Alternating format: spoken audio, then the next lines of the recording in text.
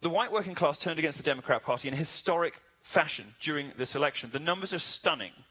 Really stunning. Now, I'm not a data porn kind of fag, like those low testosterone losers at The Guardian and 538, but I have to share a few of the key stats from Pew Research with you. This is the election gap chart. Now, college-educated whites voted for Donald Trump by a 4% margin, which is similar to how they voted for Mitt Romney. Embarrassing. You should be ashamed of yourselves. A little embarrassing, but we know that the sort of the never-Trump cucks were all dorky, college-educated, sort of Washington insider types, all kind of college eggheads, you know? But when you look at non-college educated people, the numbers are absolutely amazing. They voted by a 39% margin for Donald Trump. These are the deplorables. As much as hip millennials posting Pepe on Twitter, these people are the deplorables. And let's be clear about one thing. Non-college educated doesn't mean stupid. This has been an assumption made by the left in their sort of desire to paint what I would call real America as a country of ignorant rednecks and hillbillies and racists.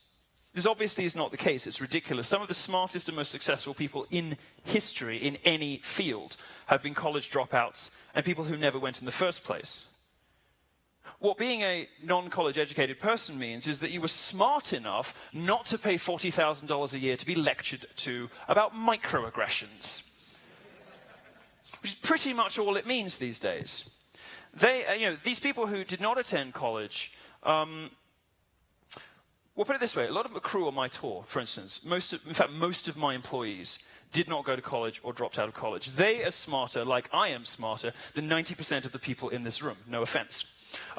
Really, really, really clever and talented and brilliant, even if we put the full stops in the wrong place sometimes, periods you call them.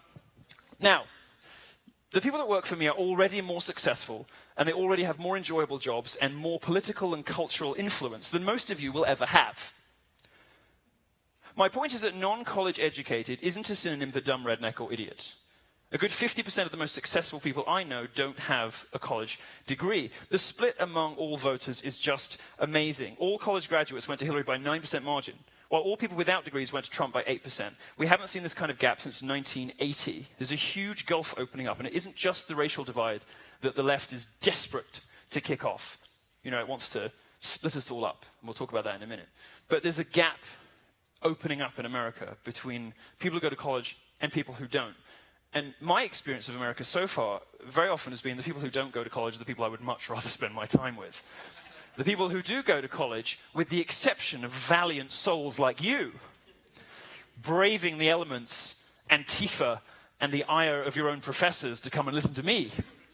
Some of the few people who have emerged from the American higher education system who aren't total cunts. So rather than smart versus dumb, it's helpful to think about this in terms of culture, helpful to think of the split in cultural terms. And when we look at the way